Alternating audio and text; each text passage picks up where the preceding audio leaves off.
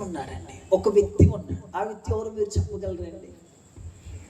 ఈ భూమి మీద మనతో పాటు ఒక వ్యక్తి సంచరిస్తూ ఉంటాడు, ఒక ప్రాముఖ్యమైన పర్సన్.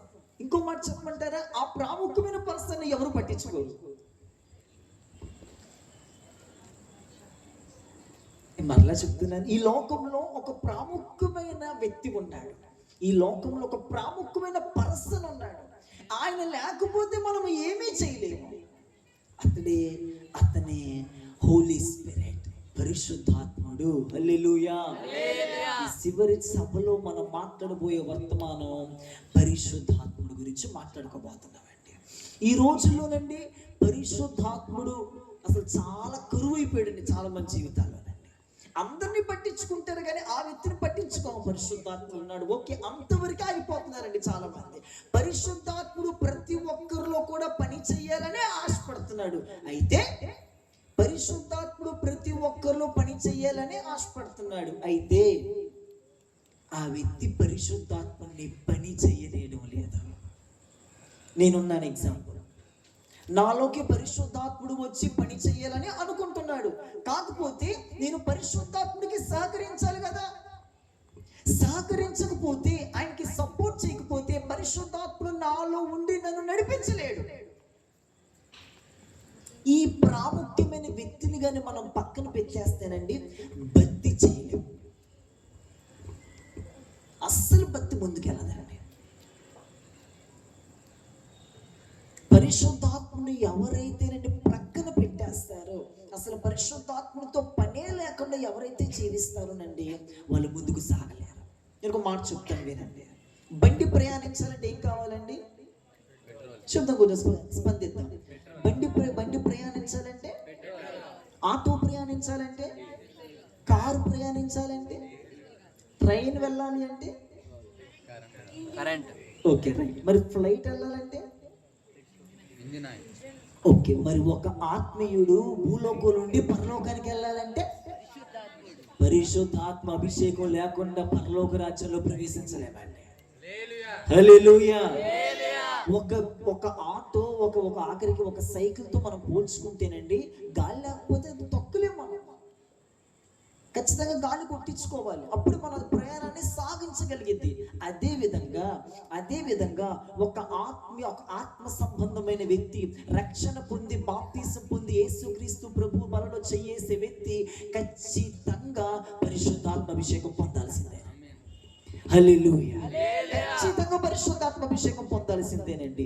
ఎందుకంటేనండి యేసుక్రీస్తు ప్రభు వారు మధ్యాకాశానికి వచ్చినప్పుడు మన ఈ శక్తి ఉండింది. ఈ శక్తి ఒక వ్యక్తిని అలా పైకి తీసుకెళ్ళిద్దండి. భక్తి చేయడానికని మన సొంత శక్తితో చేయలేము. ఇక్కడ మీటింగ్ పెట్టడానికి మా బలముతో పెట్టలేమండి. ఖచ్చితంగా దేవుని యొక్క సహాయం కావాలి, దేవుని యొక్క విధానం కావాలి. ప్రార్థన చేయలేము. దీనికి ఖచ్చితంగా ఒక వ్యక్తి నడిపించే వ్యక్తి, అతనే పరిశుద్ధాత్ముడు. పరిశుద్ధాత్ముడు లేకుండా మనం భక్తి చేయలేము. చెప్పమంటారా? నీకు నువ్వుగా మోకాలేసి గంట ప్రార్థించగలం, మా అంటే అరగంట చేయగలం, మా అంటే 2 గంటలు చేయగలం, లేకపోతే 3 గంటలు 4 గంటలు చేయలేము. నీకు నువ్వుగా పరిశుద్ధంగా ఉండగలవు, మా అంటే కొంతకాలం. నీకు నువ్వుగా సమస్య చేయించుకోగలవు నీ సొంత శక్తితో. కానీ దేవుని శక్తితో నువ్వు కానీ ప్రార్థన చేసి దేవుని శక్తితో కానీ ఆత్మబలముతో నింపబడితే కానీ ఎడతెగని ప్రార్థన వస్తుందండి. హల్లెలూయా. పాత నిబంధనలో చూస్తేనండి ఇశ్రాయేలు ప్రజలండి మేఘం నడిపించింది. మేఘం ఆగమంటే ఆగేవారు, మేఘం కదలమంటే కదిలేవారు. అక్కడ గుడారం వేసుకోవాలంటే గుడారం వేసుకోవాలంతే. ఆ మేఘం 10 దినాల, 40 దినాల, నెల దినాల, 30 దినాల, 25 దినాల, ఎన్ని రోజులైనప్పటికీ అనవసరం. మేఘం అక్కడ ఉందా, వాళ్ళు అక్కడ ఉండిపోవాలి గుడారం వేసి. మేఘం కదిలిందా, అది అర్ధరాత్రి అన్నా కావచ్చు, ఎప్పుడన్నా కావచ్చు, వీళ్ళు కూడా గుడారం తీసుకొని మళ్ళా కదలాలి. అదే విధంగా ఈ కొత్త నిబంధనల కాలంలో వచ్చేసరికి మేఘం అనగా పరిశుద్ధాత్ముడు. ఈ రోజుల్లోనండి మనల్ని గమ్యానికి చేర్చే వ్యక్తి మర్చిపోతున్నామండి.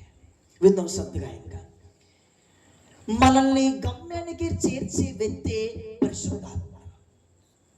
పాస్టర్ గారు వాక్యం బోధిస్తారు, నిన్ను వాక్యంలో నిలబెట్టేది పరిశుద్ధాత్ముడే.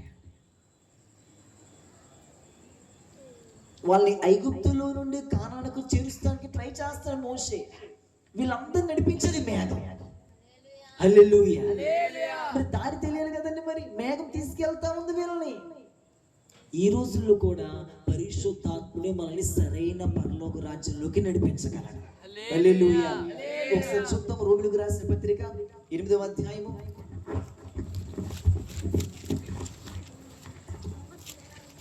రోమిలకు రాసిన పత్రిక 8వ అధ్యాయము. రోమిలకు రాసిన పత్రిక 8వ అధ్యాయము 9వ వాక్యం.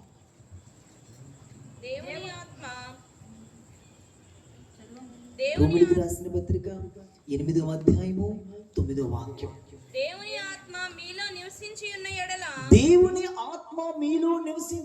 ఎడల మీరు ఆత్మ స్వభావము గలవారే గాని నువ్వు ఆత్మ స్వభావము గలవారే గాని శరీర స్వభావము గలవారు కారు. శరీర స్వభావము గలవారు కారు.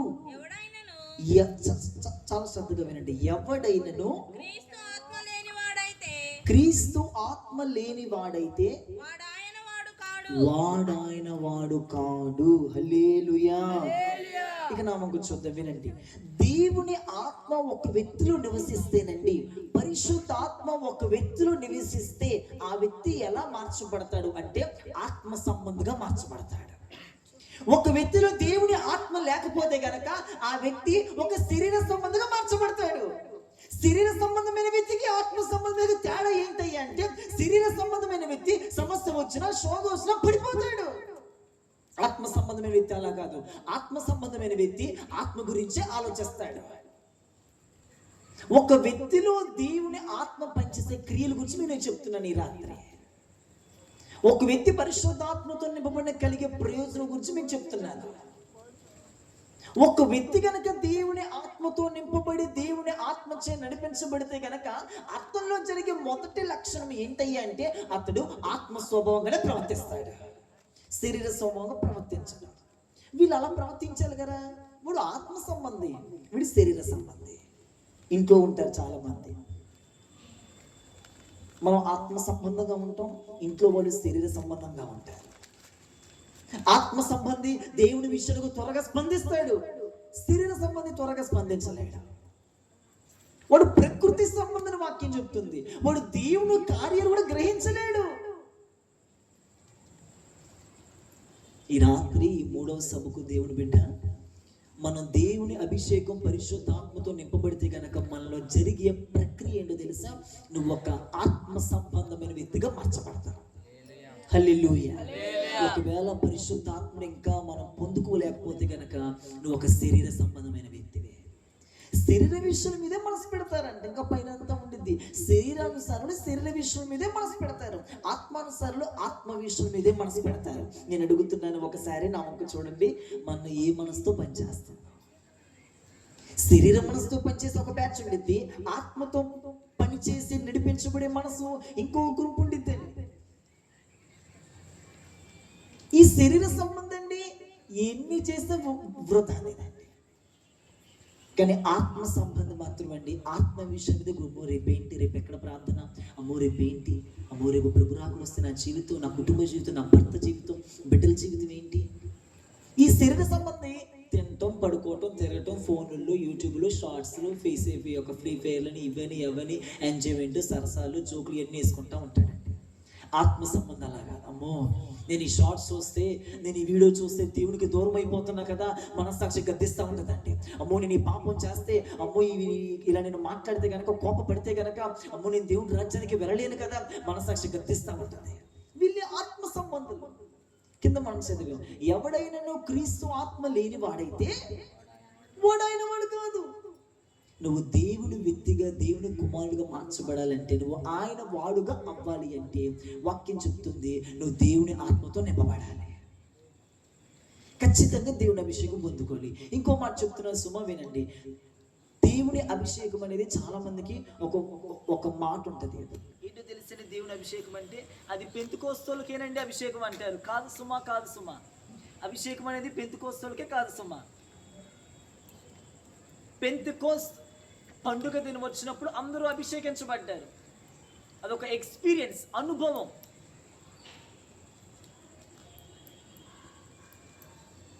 పరిశుద్ధాత్మ అంటే చాలా మంది, కొంతమందికి వెగటారుగా ఉండిద్ది అండి. ఇది ఎందుకంటే ఈ సభ కనుక మాట్లాడాలి ఈ విషయాలు. చాలా మందికి పరిశుద్ధాత్ముడు అంటే నమ్మో చప్పట్లు కొడతారు. నేను ఒక ఎగ్జాంపుల్ చెప్తాను వినండి. ఒక వ్యక్తి కరెంట్ షాక్లో చేయబెట్టాడు. అప్పుడు ఏమి దాటి నెట్టారుగా నిలబడతాడా? కింద పడతాడు, గిలగిల కొట్టుకుంటారు, అరుస్తాడు. సేమ్ టైం అదే విధంగా ఒక వ్యక్తి పరలోకం నుంచి దేవుని శక్తిని పొందుకున్నాడు. ఎలా నిలబడతాడు? రాను ఏమైందంటే ఆ యొక్క క్రియ అనేది అతను కంట్రోల్లో చేసేసుకుంటాడు. పరిశుద్ధాత్మ ఖచ్చితంగా పొందాలంటే ఖచ్చితంగా పొందాలి. అది నేను చెప్పట్లా, వాక్యం చెప్తాను. మనం చదువు ఎవడైనా క్రీస్తు ఆత్మ లేని వాడైతే వాడు కాదు. నాకు నేను ట్రైన్లో ప్రయాణం చేస్తున్నప్పుడు ఒకలాతో అడిగారు, మీ పెంతెకోస్తోళ్ళకే కదా, మీ తెల్లబట్టలు వేసుకునేవాడు కదా ఎవరన్నారు పరిశుద్ధాత్ముడు వాళ్ళకి? అది నీ బోధ కాదు. పరిశుద్ధాత్మ అందరికి అవసరం. నేను నడిపించేది పరిశుద్ధాత్ముడే, నీకు ప్రార్థన నేర్పించేది పరిశుద్ధాత్ముడే. ఇది ఒక డౌట్ అండి చాలా మందికి. ఇంకో మాట కూడా చెప్తున్నాను సుమా, ఎవరైతేనట సువార్తలో రాసింది పరిశుద్ధాత్ముడు ఎవరైతే వెక్కిరిస్తారో, ఎవరైతే పరిశుద్ధాత్మ దుఃఖ పెడతారంట వాళ్ళకట ఈ యుగమందైనను రాబో యుగమందైనను అసలు పాప క్షమాపణ లేదంటండి వాళ్ళకి. పరిశుద్ధాత్ముడు ఎవరో కాదండి, యేసుక్రీస్తు యొక్క ఆత్మే పరిశుద్ధాత్ముడు అని ఎవరో కాదు. యేసుక్రీస్తు ప్రభువు వెళ్ళిపోతూ ఆయన ఆత్మను ఉంచేసి వెళ్ళిపోయారండి. ఇక్కడ చాలా మంది ఆయన పక్కన పెట్టేస్తారు. నేను చెప్తున్నా, నా సేవా జీవితంలోనండి ఈ వ్యక్తి లేకపోతే ఇంత సేవ చేసేవాడినే కాదు. నేను 6th క్లాస్ ఉన్నప్పుడు పరిశుద్ధాత్మతో నింపబడ్డాను. నేను 6th మొదటి సభకు వచ్చింది కదా మా ఆత్మీయులు జ్యోతి సిస్టర్ గారని. నేను 6th క్లాస్లో ఉన్నప్పుడు మా సిఎస్ఏ బ్యాక్గ్రౌండ్ మాది. సిఎస్ఏకి వెళ్ళి వచ్చేసేవాడిని, వెళ్తామని వస్తామని. మేము అక్కడ అద్దెకు ఉండేవాళ్ళం రెంట్కి. పైన వాళ్ళు వచ్చి అంతా గట్టి సౌండ్ వెంటనే ఒకరు నేను వెళ్ళారండి. సౌండ్ ఏంటి అసలు ఈ సౌండ్ అని వెంటనే వెళ్ళానండి. వాళ్ళందరూ ఆరాధన చేస్తూ ఉంటే నేనేమో కళ్ళు తెరిచి చూస్తా ఉన్నా, ఏంట్రా బాబు, ఏంట్రా ఈ చప్పట్లు, ఏంట్రా ఈ గంతులు, ఏంట్రా బాబు, ఏంట్రా ఈ గోల అనుకుంటున్నా. అప్పుడు ఈ పాస్టర్ గారు అన్నారు, నువ్వు కళ్ళు మీ అర్జెంట్ గారు అంతే. అమ్మటే మూసేసా. నా మీదకి వచ్చింది ఫైర్ ఆఫ్ ఫైర్ అంటే కానీ అంతే, కింద పడిపోయానండి అంతే. ఆ రోజు మొదలుకొని ఈ రోజు వరకు ఆయనను విడిచిపెట్టలేదండి. హల్లెలూయా. ఆయన లేకపోతే మనం ఏమి చేయలేమండి. ఓకే, మనం బలవంతంగా భక్తి చేస్తూ అది కొంతకాలమే ఉండింది. పరిశుద్ధాత్ముడు మనలోకి వచ్చి ఒక వ్యక్తిలో ప్రయాణించగలిగితే గనక అది గమ్యానికి చేర్చింది. హల్లెలూయా. ఇంకో వాక్యం నేను చూపిస్తాను. రోమిలకు రాసిన పత్రిక 8:26 కూడా చదవండి ఒకసారి. 8:26. అటువలే ఆత్మయు మన బలహీనతను చూచి సహాయము చేయుచున్నాడు. ఏలయనగా మనము యుక్తముగా ఏలాగు ప్రార్థన చేయవలెనో మనకు తెలియదు గాని ఉచ్చరింప సఖ్యము కాని మూలుగులతో ఆత్మ తానే మన పక్షముగా విజ్ఞాపన చేయుచున్నాడు. హల్లెలూయా. హల్లెలూయా. అక్కడ రాసింది ఆత్మయు మన బలహీనతను చూచి సహాయం చేస్తాడంట. సహాయం చేసి ఏమంటే మనకున్న సహాయం చేస్తాను వెత్తొచ్చిన కొన్ని వద్దులే అంటామండి. ఎందుకంటామండి? నేనైతే అసలు మీరు అంటారేమో. మాకు పరిచయం కూడా సహకరిస్తాం అనుకున్నా, అమ్మ వద్దులే అమ్మ రేపు రామ్మంటానా, మా బంగారు నా కొండ రామ్మ అంటారు. సహాయం చేసే వ్యక్తి కదా. అదే విధంగా ఆత్మయు మన బలహీనతను చూచి, ఏంటి నీ బలహీనత? ప్రార్థన చేయలేని బలహీనత, వాక్యము చదవలేని బలహీనత, పాపాన్ని జయించలేని బలహీనత, కోపాన్ని జయించలేని బలహీనత, ఎలా నీకు ఉచ్చరింప సఖ్యంగాని మూలుగులతో యుక్తంగా స్పష్టంగా క్లారిటీగా ఆత్మ నడిపింపుతో ఎలా నీకు ప్రార్థన చెయ్యాలో తెలియదు గనుకే ఆయన వచ్చి నీకు సహాయం చేస్తారంట. హల్లెలూయా. మరి గారి సహాయం మనం ఏం చేయాలి? నీవే పరిశుద్ధాత్ముడా నాకు సహాయం చేయండి. ప్రార్థన చేయడానికండి మనం ఏదైతే ప్రార్థన చేసుకుంటామో అది కాదండి ప్రార్థన అంటేనండి. మనం ఏదైతే చెప్పుకుంటున్నామో అది కాదండి ప్రార్థన అంటేనండి. ప్రార్థన అంటేనండి యేసుక్రీస్తు ప్రభువుల హృదయంలో ఏదైతే ఉందో అదంతా నీ హృదయంలోకి కుమ్మరించబడటమే నిజమైన ప్రార్థన. హల్లెలూయా. హల్లెలూయా. మనం ఏ ప్రార్థన చేయాలనుకున్నామో అది కాదండి ప్రార్థన అంటేనండి. యేసుక్రీస్తు ప్రభువు హృదయంలో ఉన్న వేదన, ఆక్రందన ఏదైతే ఆయన హృదయంలో ఉన్నదంతా మన హృదయంలోకి కుమ్మరించబడిందో అదే నిజమైన అసలైన ప్రార్థన అండి. హల్లెలూయా. మూడో మాట చూద్దాం ఒకసారి. యోహాను సువార్త 3:5 థ్యాంక్ యూ లార్డ్. యోహాను సువార్త 3 ఇక్కడ నికోదేముకి యేసుక్రీస్తు ప్రభువుకి సంభాషణ జరుగుతుందండి. యోహాను సువార్త 3:5 యేసు ఇలా అన్నాడు, ఒకడు నీటి మూలముగాను ఆత్మ మూలముగాను జన్మించితేనే గాని దేవుని రాజ్యంలో ప్రవేశింపలేడని వాడు అసలు ప్రవేశింపలేడని నీతో నిశ్చయంగా చెప్పుచున్నాను. దేవునికి స్తోత్రం కలుగును గాక. హల్లెలూయా. యేసుక్రీస్తు ప్రభు నికోదేముతో అంటున్నాడండి, ఒకడు నీటి మూలంగాను మరొకడు ఆత్మ మూలముగాను జన్మించితేనే గాని వాడు దేవుడి రాజ్యంలోకి వెళ్ళలేడు. అసలు స్పష్టంగా నిశ్చయంగా చెప్పేశాడండి. మనం అన్ని అందరూ అనుకుంటారు బాప్తీసం తీసుకొని పరలోక రాజ్యానికి వెళ్ళిపోతాం. ఓకే, రైట్, అంతటితోనే సరిపెట్టుకోకూడదండి. పరలోక రాజ్యానికి వెళ్ళడానికండి సింహాసనానికి ప్రకటన గ్రంథంలోని జయించిన వాడు సింహాసనానికి వెళ్తాడు. సింహాసనానికి చేరుకోవడానికి 7 మెట్లు ఉంటాయండి. చాలా మెట్లు ఉన్నాయి. ఆ మెట్లు ఎక్కుకుంటూ వెళ్తా ఉండే అంత సబ్జెక్ట్ చరిత్ర ఇదంతా. ఫస్ట్ స్టెప్ ఏంటంటే మారు మనస్సు, బ్యాప్టిజం, రక్షించబడి. తర్వాత మెట్టండి పరిశుద్ధాత్మతో నింపబడాలి. తర్వాత మెట్టి ఈ మూర్ఖ జనక లోకానికి వేరైపోవాలి. చాలా మంది మొదటి మెట్టుతోనే ఆగిపోతున్నారండి. రక్షణ తీసుకున్నాం మేము పరలోకానికి వెళ్ళిపోతాం. కాదు సుమా కాదు. అందుకే యేసుక్రీస్తు స్పష్టంగా చెప్పారు. ఏమని చెప్పారు తెలుసండి? ఒకడు నీటి మూలంగా జన్మించాలి, అంతేకాదు ఆత్మ మూలంగా కూడా జన్మించాలి. వీడంటే ఇక్కడికి వచ్చి నికోదేము ఆత్మ మూలంగా జన్మించాలంటే మళ్ళీ నేను మా తల్లి గర్భంలోకి వెళ్ళాలా? మళ్ళీ నేను పుట్టాలేమో? అంటే అది కాదు. నువ్వు ఆత్మ కోసం కనిపెట్టాలి. నన్ను పరిశుద్ధాత్మతో నింపండి ప్రభా, నన్ను పరిశుద్ధాత్మ బలముతో నింపండి ప్రభా. హల్లెలూయా. నాకు నూతనమైన అభిషేకంతో నింపండి ప్రభా. అప్పుడు నీటి మూలంగా జన్మిస్తావు, ఆత్మ మూలంగా జన్మించవచ్చు. అప్పుడు దేవుని రాజ్యంలో ప్రవేశిస్తారండి. ఎవరైతే నీటితోనే సరిపెట్టేసుకుంటారనండి వాళ్ళు పరలోక రాజ్యానికి అంతా వెళ్ళలేరు. వాక్యమే చెప్తుంది. నేను కష్టం చూద్దాం తర్వాత ఒకసారి. ఫిలిప్పులకు రాసిన పత్రిక 1:20. ఫిలిప్పులకు రాసిన పత్రిక 1వ అధ్యాయము. ఫిలిప్పులకు రాసిన పత్రిక 1వ అధ్యాయము నేను మిగులు అపేక్షించుచు 1:20. నేను మిగులు అపేక్షించుచు నిరీక్షించుచున్న ప్రకారముగాను మీ ప్రార్థన వలన యేసుక్రీస్తు యొక్క, ఇదే నాకు కావాలి, యేసుక్రీస్తు యొక్క ఆత్మ నాకు సమృద్ధిగా కలుగుట వలనను. చాలమ్మా, యేసుక్రీస్తు యొక్క ఆత్మ నాకు సమృద్ధిగా. హల్లెలూయా. ఈ ఆత్మ ఎవరిదంటండి? యేసు. ఇదో ఈ మాట అందుకే మీతో చదివించాను. ఆత్మ అంటే ఏదో కాదండి, యేసుక్రీస్తు యొక్క ఆత్మట పౌలు గారికి సమృద్ధిగా ఉందంటండి. హల్లెలూయా. ఆత్మ ఎక్కడి నుంచి? ఎవరు ఆత్మ కాదండి, యేసుక్రీస్తు ప్రభు వెళ్ళిపోతూ ఆయన అలా ఆరోహంలో వెళ్ళిపోతూ ఆయన ఆత్మను విడుదల చేసి వెళ్ళాడు ఈ లోకం మీదకి. ఎందుకంటే మనం బలపరచటానికి, మనం నిలబెట్టడానికి, మనల్ని కట్టడానికి, పడిపోయిన మనల్ని నిలబెట్టడానికండి. అందుకే పౌలు గారు అంటున్నారు, యేసుక్రీస్తు యొక్క ఆత్మ నాకు సమృద్ధిగా ఉండిపోయింది. ఎవరో ఆత్మ కాదు. కొంతమందికి ఎవరెవరో ఆత్మలు ఉంటాయి. కోపాత్మ, దయ్యపాత్మ, సనుగాత్మ, గొడవలాత్మ, పాపపాత్మ, లోకపాత్మ, అన్ని ఆత్మలు ఉంటాయి. అందుకే మనం ఇట్టున్నామండి. అదే కనుక ఒక వ్యక్తిలో దేవుని ఆత్మ సమృద్ధిగా ఉందనుకోండి, యేసు వలే మారుతాడు, యేసు వలే జీవిస్తాడు, యేసు వరకు బ్రతుకుతాడు. హల్లెలూయా. చూద్దాం. తీతుకు రాసిన పత్రిక 3:5. పరిశుద్ధాత్మ జరిగించే ఆ యొక్క ప్రక్రియలు చూడండి, ఆ యొక్క లక్షణాలు. తీతుకు రాసిన పత్రిక 3వ అధ్యాయము 5వ వాక్యం. తీతుకు రాసిన పత్రిక 3వ అధ్యాయము 5వ వాక్యం. మనము నీతిని అనుసరించి చేసిన క్రియల మూలముగా కాక తన కనికరము చొప్పుననే పునర్జన్మ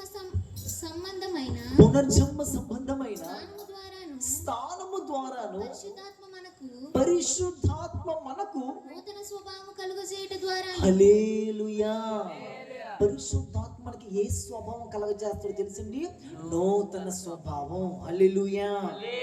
పరిశుద్ధాత్మకి ఒక వ్యక్తి నూతన పరిచేది పరిశుద్ధాత్మ. ఇక నేను పాత స్వభావం ఉండదు, పాత లక్షణాలు ఉండవండి, పాత విధానం ఉండదండి. ఎవరైతేనండి పరిశుద్ధాత్మ అభిషేకం పొందుకున్న తర్వాత వాళ్ళు నూతన స్వభావంగా మారిపోతారు. పాత లక్షణాలు, పాత ఇచ్చలు ఉండవండి. వాళ్ళ నూతన స్వభావం ఉండిద్దండి, నూతనమైన విధానం ఉండిద్దండి. ఇప్పటిదాకా మనం మాట్లాడుకుంటూ వచ్చాం. పరిశుద్ధాత్మ అభిషేకం పొందాలి అని. పరిశుద్ధాత్మ ఉంటే నూతన స్వభావం మార్చబడతామండి. పరిశుద్ధాత్మ మనలో ఉంటే ప్రార్థన వీరుడుగా మార్చబడతామండి. ఇంకా పరిశుద్ధాత్మ ఉంటే ఆత్మ సమృద్ధిగా మనం మాట్లాడుకుంటూ వచ్చాం. ఇప్పుడు ఒక మాట చెప్పండి, ఆశపడుతున్నాను. పరిశుద్ధాత్మ ఉన్నప్పుడు, పరిశుద్ధాత్మ లేనప్పుడు, దీని గురించి నేను చెప్పాలని ఆశపడ. శక్తి ఉన్నప్పుడు, శక్తి లేనప్పుడు, పవర్ ఉన్నప్పుడు, పవర్ లేనప్పుడు. ఇప్పుడు మనం ఉన్నామండి, పవర్ ఉంది కాబట్టి ఏమైందండి? ఇదంతా చీకటిని ఏం చేసింది? ఒక పక్క తోలేసేసి వెలుగుమని చేసి. పవర్ పోయింది అనుకోండి, ఆటోమేటిక్ ఏమైపోద్ది? చీకటి వచ్చేసింది. ఒక వ్యక్తులండి ఒక మంచి, నేను ఒక 4-5 సంవత్సరాల క్రితం ఒక బుక్ చదివానండి. అందులో ఎప్పుడో మాట విన్నాను. ఆ మాట నాకు ఎప్పుడే జ్ఞాపకం చేసుకుంటా ఉంటాను. ఒక వ్యక్తిలోకండి దేవుని ఆత్మ గనుక వెళ్ళిపోతేనండి ఆ వ్యక్తి అండి చీకటి సంబంధేనంటండి. ఒక వ్యక్తి కనుకండి దేవుడు ఆత్మతో నింపబడితేనంటే వెలుగు సంబంధం అంటే. శక్తి ఉన్నప్పుడు, శక్తి లేనప్పుడు. చూడండి ఒకసారి ఆ వాక్యాలు. మార్కు సువార్త 14వ అధ్యాయము. ఇది శక్తి లేనప్పుడు నేను చెప్పే మాట. శక్తి లేనప్పుడు చూడండి ఒకసారి. మార్కు సువార్త. Thank you master. మార్కు సువార్త 14వ అధ్యాయము.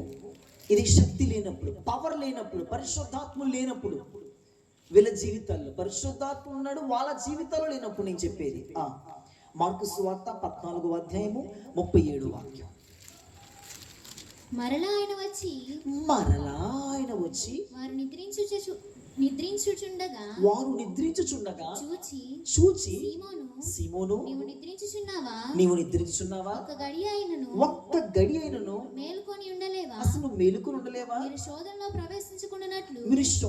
ప్రవేశించుకున్నట్లు మెలకువగా ఉండి ప్రార్థన చేయుడి. హల్లెలూయా. అలానే మాట గుర్తుంచుకొని సుమ, కొంచెం వాక్యం లోతుగా వెళ్తాం. నేను ఉపదేశం కనుక లోతుగానే వెళ్ళాలి. ఇది అలానే మాట అట్టి పెట్టుకోండి. శక్తి లేనప్పుడు మనం చదివి, ఇప్పుడు శక్తి ఉన్నప్పుడు చూడండి. అపోస్తుల కార్యాలు 2:42. అపోస్తుల కార్యాలు 2వ అధ్యాయము 42వ వాక్యం. అపోస్తుల కార్యాలు 2వ అధ్యాయము 42వ వాక్యం. వీరు అపోస్తుల బోధయందును సహవాసమందును వృత్తి విరుచుటయందును ప్రార్థన చేయుటయందును దేవుడికి స్తోత్రం కలుగును గాక. ఎలా ఉన్నారంటే ఎడత కంటిన్యూ. ఒకసారి నామకు చూడండి. ఇంత మనం మార్కు సువార్తలు చదివాము. ఒక్క గంట కూడా ప్రార్థన చేయలేని పేతురు శిష్యులు మార్కు సువార్త, లూకా సువార్త, యోహాను సువార్త, అపోస్తుల కార్యాలకు వచ్చేసరికండి ఎడతెగని ప్రార్థన వచ్చిందంట. నాకు మీరు ఇప్పుడు చెప్పాలి ఏంటి కారణం? శక్తి లేనప్పుడేమో గంట కూడా చేయలేకపోతున్నాడు, నిద్రపోతున్నాడు. ఇప్పుడు ఏంటి? అపోస్తులుగా 2:47 చదివేసరికి ఎడతెగక ప్రార్థన చేసేస్తున్నాడంట. ఏ బాబు, ఏంటి విధానం? మార్కు సువార్తలో చదివినప్పుడేమో గంట కూడా ప్రార్థన చేయలేవరా పేతురు అని తిట్టాడు వెళ్ళి. ఇప్పుడు అపోస్తుల కార్యాలకు వచ్చేసరికి ఎడతెగని ప్రార్థన వచ్చేసింది.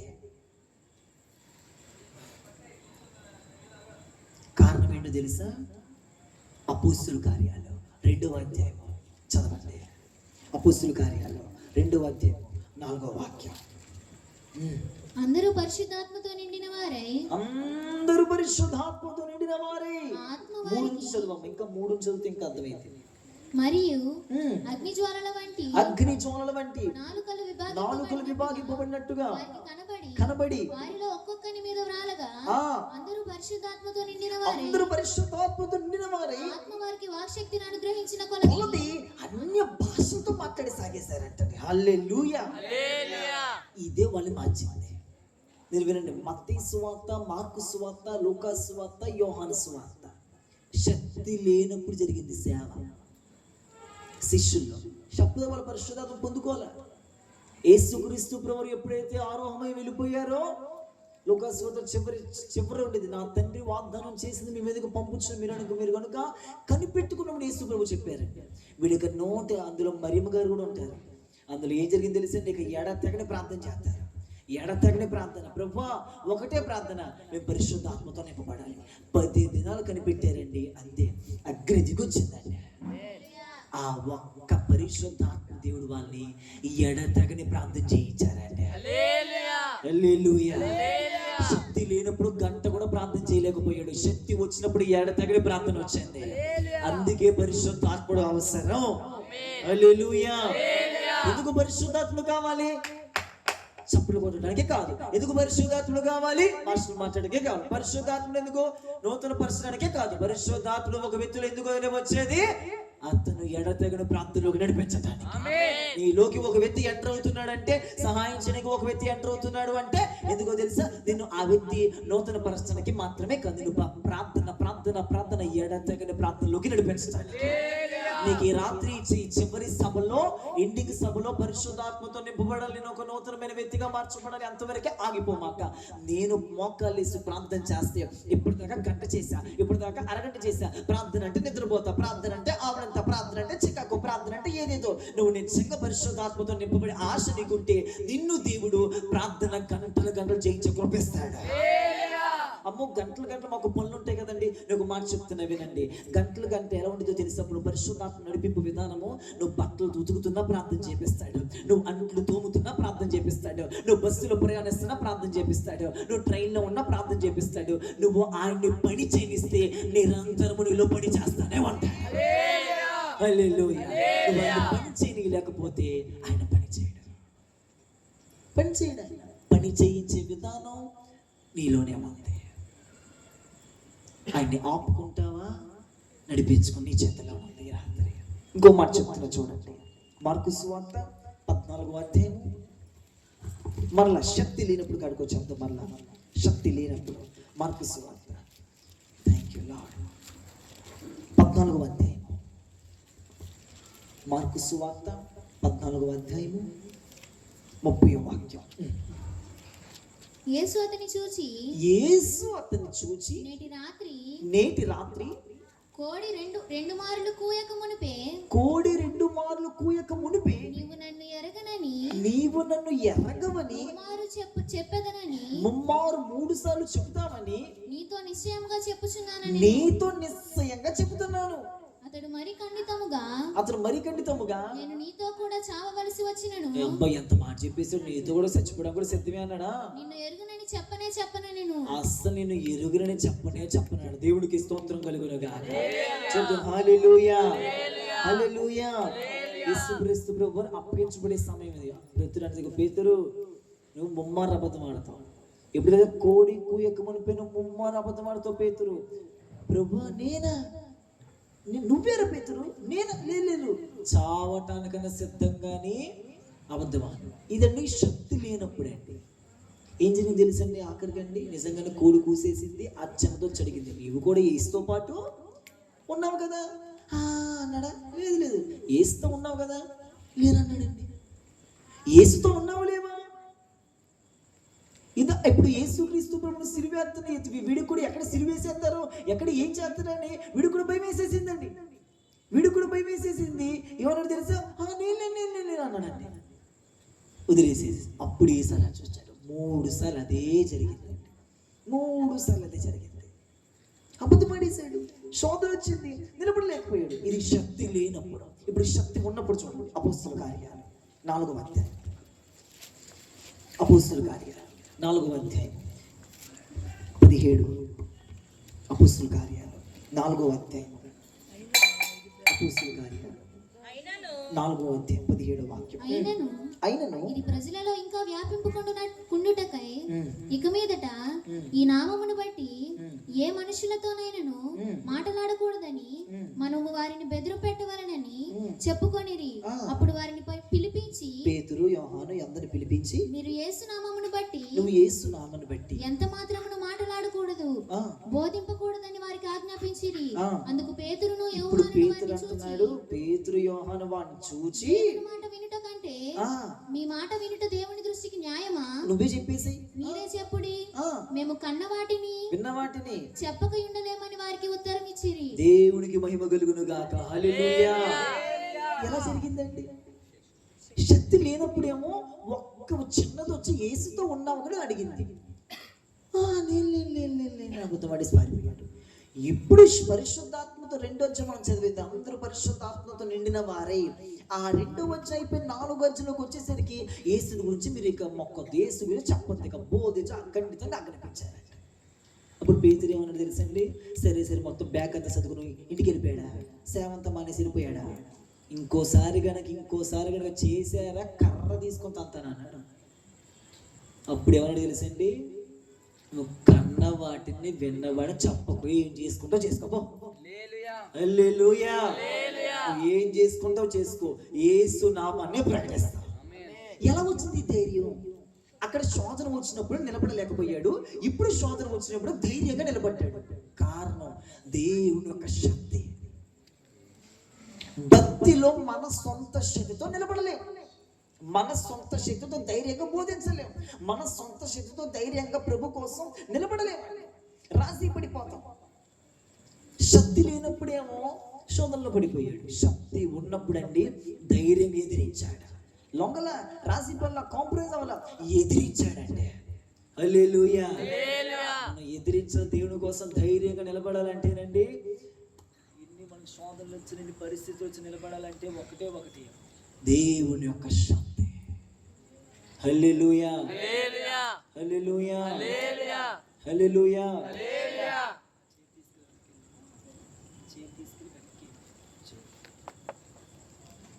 హల్లెలూయా. శక్తి లేనప్పుడు అన్నమాట. ఈ శక్తి ఎప్పుడైతే పేతురు, యోహాను, ఈ 12 మంది శిష్యులు ఇంకా మిగతా వాళ్ళందరూ పొందుకున్నారోనండి, నెంబర్ 1 ఎడ దగ్గర ప్రార్థన చేసేశారు. నెంబర్ 2 శోధనలో కూడా నిలబడ్డారండి, పరిస్థితుల్లో కూడా నిలబడ్డారు, ధైర్యంగా నిలబడ్డారు. మనం దేవుని కోసం ధైర్యంగా నిలబడాలి అంటే ఒకటే, పరిశుద్ధాత్మతో నింపబడాలి. హల్లెలూయా. హల్లెలూయా. శక్తి లేనప్పుడు ఒక్కసారిగా ఒక్క గడియను కూడా ప్రార్థన చేయలేకపోయాడు. కానీ శక్తి వచ్చి ఎడతగిన ప్రార్థన వచ్చేసింది. శక్తి లేనప్పుడు అండి ఏస్తూ ఉన్న కదా అబద్ధం ఆడేశాడు. శక్తి ఉన్నప్పుడు అసలు ధైర్యం ఎందుకు అబద్ధం ఆడాలి? నేను ఆ శక్తి ఒక వ్యక్తిని నిలబెట్టేద్దా. దేనికి భయపడవసరం? దేవుని కోసం రోషంగా నిలబడాలండి. హల్లెలూయా. చూద్దాం యోహాను సువార్త 20వ అధ్యాయం 11వ వాక్యం. శక్తి లేనప్పుడు యోహాను సువార్త 20వ అధ్యాయము 11వ వాక్యం. అయితే మరియ సమాధి బయట నిలిచి ఏడ్చుచుండెను. యోహాను సువార్త 20వ అధ్యాయము 11వ వాక్యం. ఆమె ఏడ్చుచు, చదువు మళ్ళీ ఫస్ట్ నుంచి. అయితే మరియ సమాధి బయట నిలిచి, యోహాను సువార్త 20వ అధ్యాయము 10వ వాక్యం. అంతటా ఆ శిష్యులు తిరిగి తమ వారి యొద్దకు వెళ్ళిపోయిరి. హల్లెలూయా. పేజ్ తిప్పాలని చదవండి. యోహాను సువార్త 21:3. సీమోను పేతురు 21:3. సీమోను పేతురు, నేను చేపలు పట్టబోదునని చేపలు పట్టబోతుందనే వారితో అనగా వారు నేను కూడా చెప్తాను ఆగట్రా బాబోయ్, నేను కూడా చెప్తాను ఆగట్రా అంటాడంట. వారు వెళ్ళి దోణి ఎక్కి, కానీ ఆ రాత్రి ఏమీ పట్టలేదు. హల్లెలూయా. హల్లెలూయా. యేసుక్రీస్తు ప్రభువుకి ఆరోహణం వెళ్ళిపోయారు. ఇక యేసు వెళ్ళిపోయారు కదా, ఇక నా పని ఏంటి అనుకున్నారు పేతురు, యోహాను శిష్యులందరూ. అందుకని వాక్యం చెప్తుంది, అంతటా తమ వారి ఇంటికి ఎవరింటికి వాళ్ళు వెళ్ళిపోయారంటండి. సేవొద్దిక, పరిచర్యొద్దిక, భక్తొద్దిక, స్వార్థొద్దు, ఉపదేశం వద్దు, ప్రతిష్ఠ వద్దు, సమర్పణ వద్దు, వైరాగ్యం వద్దు, ఏమి వద్దు, అన్ని విడిచిపెట్టేసి ఎవరింటికి వాళ్ళు వెళ్ళిపోయారంటండి. పేతురు ఒక ఉద్యోగం ఏంటో తెలుసండి, చేపలు పట్టడం. అరే మేము కూడా చేస్తాను, బాగా నాగంటారా బాబా. అదేంట్రా 3.5 సంవత్సరాలు ఏసుతో పాటు సేవ చేసావు కదా, మళ్ళీ చేపలు పట్టడానికి వెళ్తానంటావేంటి?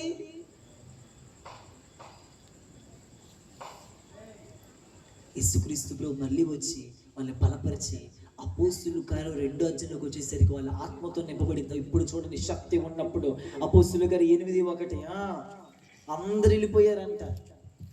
ఆ కాలమందు అపోస్తుల కార్యాలు 8వ అధ్యాయం 1వ వాక్యం. ఆ కాలమందు యెరూషలేములోని సంగమునకు యెరూషలేములో ఉన్న సంఘానికి గొప్ప హింస కలిగినందున అపోస్తలులు తప్ప అందరూ యూదయ సమరయ దేశముల యందు చెదిరిపోయిరి. హల్లెలూయా. అక్కడేమో శిష్యులు అప్పుడు చెదిరిపోయారు. ఎవరో పేతురు, యోహాను చేపలు పట్టుకోవడానికి వెళ్ళిపోయారు. ఎక్కడ వాళ్ళే ఒక హింస వచ్చింది, అక్కడ హింస వచ్చింది. అక్కడ చెదిరిపోలేదు సుమా.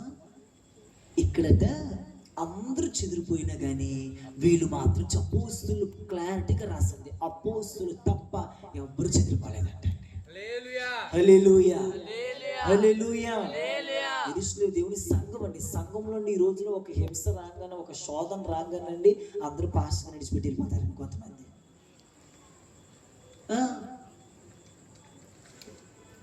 నాకు ఒక మాట నచ్చింది. మొదటి రోజు నేను కూర్చున్నాను, నాకు ఆ మాట చాలా పిండేసింది. ఆ మాట నోవాహు నిజమే 40 రోజులు, మీరు ఆ మాట గమనిస్తే కనుక నోవాహు 40 రోజులు పోషించి 40 రాత్రి పగలు దేన్ని, కాకిని. చూసిరామ్మ మహాతల్లే, కాకి అసలు వర్షం తగ్గిందో లేదో, తుఫాన్ తగ్గిందో లేదో చూసిరామ్మ అన్నాడు. ఈ కాకి ఏం చేసింది, దొరికిందే సందు బంధించేసాడు. 40 రోజులు ఫ్రీడమ్ వెళ్ళిపోయింది. 40 రోజులు కదా నన్ను పోషించాడు కదా, తిండి పెట్టాడు కదా, పోషించాడు కదా, కన్నాడు కదా, పెంచాడు కదా, ఎప్పుడు బయటికి వెళ్దామని చూస్తుందండి. వెళ్ళిపోయిందండి.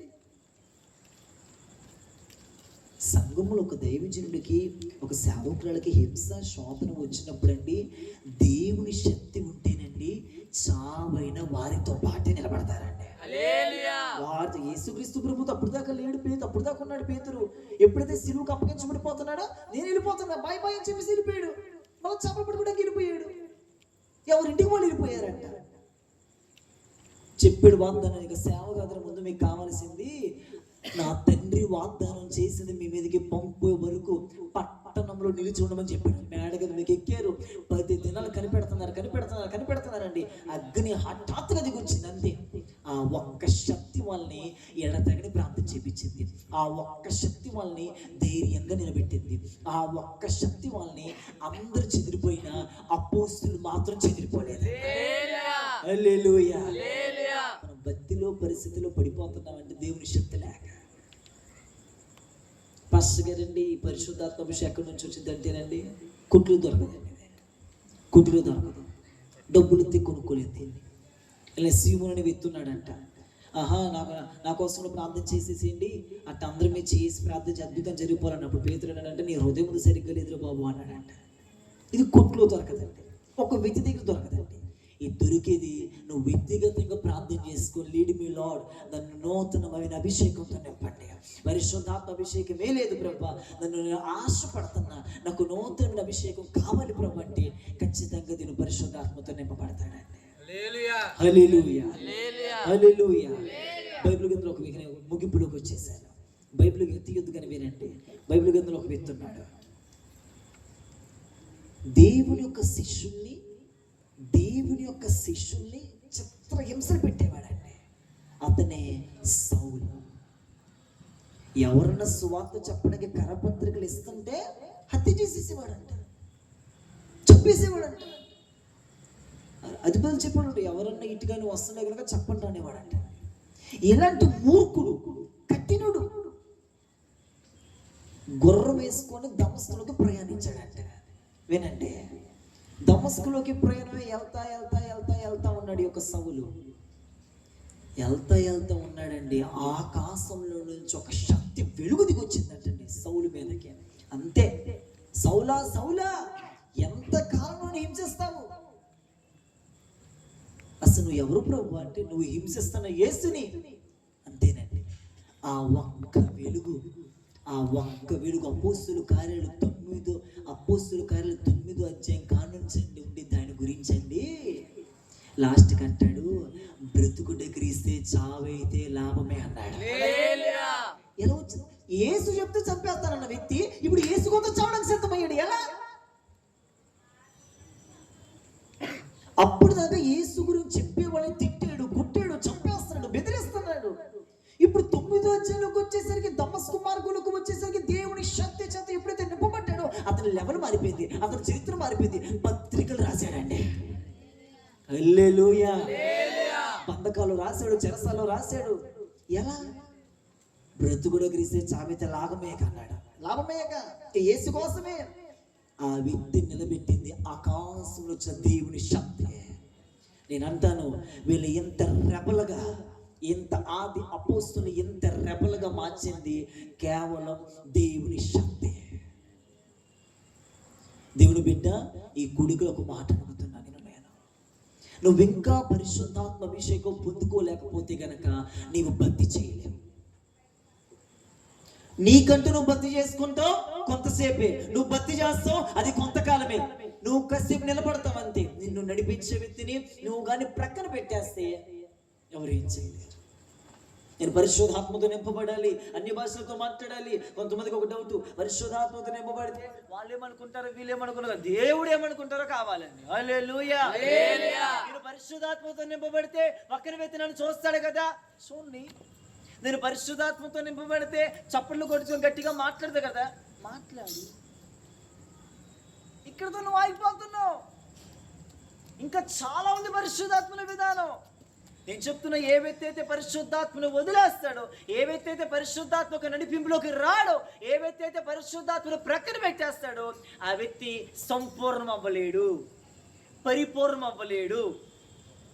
సంపూర్ణం అవ్వలేడు ఆ వ్యక్తి, పరిపూర్ణతలోకి రాలేడండి ఆ వ్యక్తి. ఎందుకంటే పక్కన వ్యక్తిని పెట్టి నడిపించే వ్యక్తిని పెట్టి డ్రైవర్ లేకుండా నువ్వు గమ్యం చేర్చగలడా? చేర్చలేడు. శక్తి లేనప్పుడు వాళ్ళ విధానం ఒక విధంగా ఉంది, శక్తి ఉన్నప్పుడు రెపలగా మారిపోయిందండి. హల్లెలూయా. బిడ్డలారా, మనము పరిశుద్ధాత్మతో నింపబడితే గనక జరిగే ప్రాసెస్ ఇదే. వాళ్ళట కనిపెడతా ఉన్నది. ఒక పెంతెకోస్తు దినము శక్తి దిగింది. ఈ రోజులో కూడా ఉన్నాయి చూడండి, ఆ రోజుల్లో కూడా ఉందండి. ఈ రోజుల్లోనే కాదండి వ్యతిరేకత, ఆ రోజుల్లో కూడా. ఏంటో వ్యతిరేకత తెలుసండి? నేను పరిశుద్ధాత్మతో నింపబడి వ్యక్తి మందు తాగేశాడు. వాళ్ళు అన్నారు అదే కింద, మీరు 2వ అధ్యాయం అంతా చదవండి స్పష్టంగా. వీళ్ళు మత్తులో ఏంటి, వృద్ధి పుడిచైనా కాదు అప్పుడే మత్తులైపోయారండి వీళ్ళేంటి అసలు ఎట్టున్నారు, వీళ్ళేంట్రా బాబా ఇంత మత్తులుగా తయారైపోయారు, గోలగోలేంటి, అల్లరేంటి, ఇదేంట్రా బాబోయ్ అంటున్నారండి. అప్పుడు పేతురుగా లేచి మొత్తం చెప్పాడంటండి, ఇది యోవేలు ప్రవచనం అని మొత్తం చెప్పేశాడంటండి. ఆ 2వ అధ్యాయంలో పేతురు ప్రసంగించినప్పుడు 3000 మంది మారిపోయారంటండి. ఒక్క చిన్నదానికే ప్రసంగం చేయలేని పేతుడు 3000 మందికి ప్రసంగం చేసేసాడు.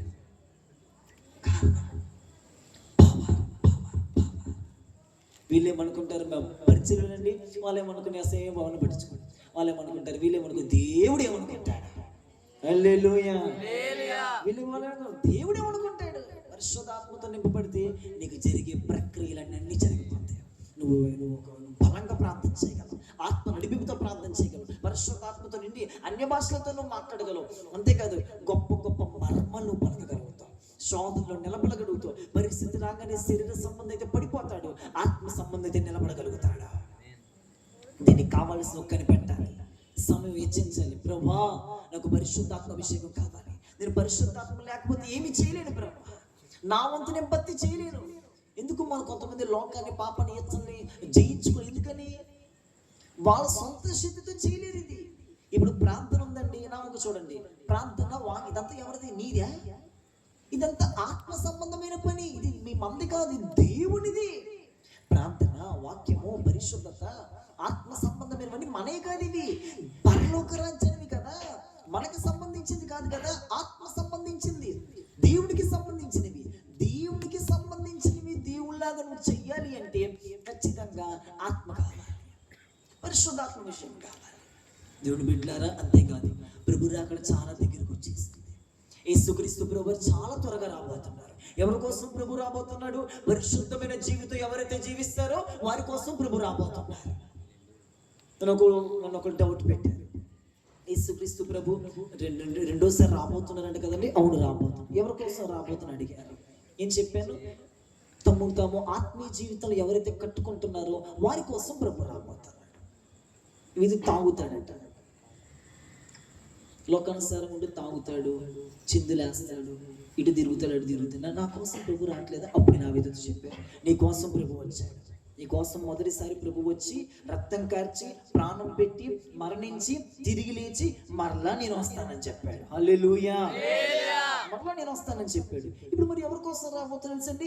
ఎవరైతే వాళ్ళ రక్షణ తీసుకొని పరిశుద్ధాత్మతో నింపబడి ఉన్న ఆత్మీయ జీవితం ఎవరైతే కాపాడుకుంటారో, భక్తిని కాపాడుకుంటూ, ప్రతిష్టతను కాపాడుకుంటూ, వైరాగ్యాన్ని కాపాడుకుంటూ, ఉపదేశాన్ని కాపాడుకుంటూ, కుటుంబాన్ని కాపాడుకుంటూ, రక్షించబడుతూ ఎవరైతే ఉంటారండి, పాపం లేకుండా రెండోసారి మరలా ప్రభు వారి కోసం ప్రత్యక్షం అవబోతారు.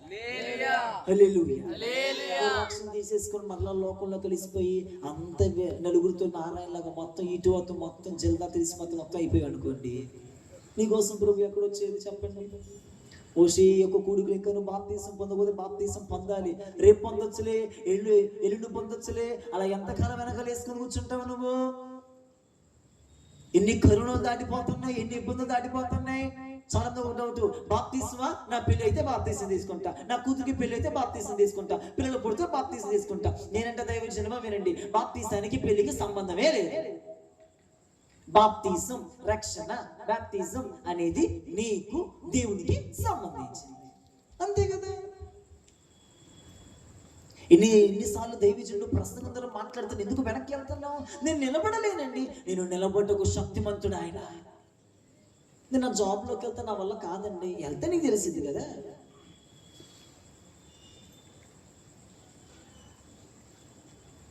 ప్రభు చాలా త్వరగా వచ్చేస్తున్నారు.